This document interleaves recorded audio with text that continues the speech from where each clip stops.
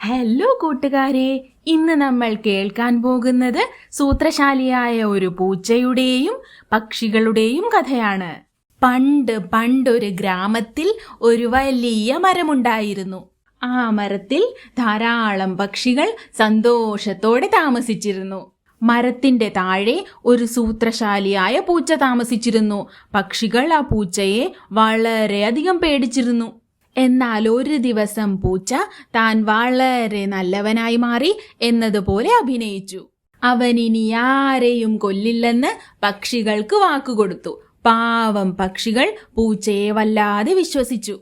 പക്ഷേ സൂത്രശാലിയായ പൂച്ച എല്ലാ ദിവസവും പക്ഷികൾ ഉറങ്ങുമ്പോൾ ഓരോരോ പക്ഷിയെ വീതം കൊന്നു തിന്നുകൊണ്ടേയിരുന്നു.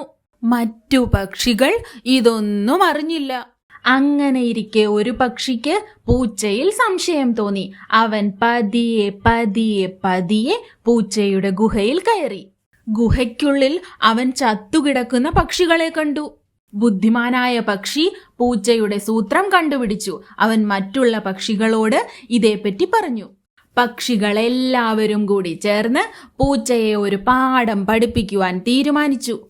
അവർ എല്ലാവരും കൂടി പൂച്ചയെ ആക്രമിച്ചു.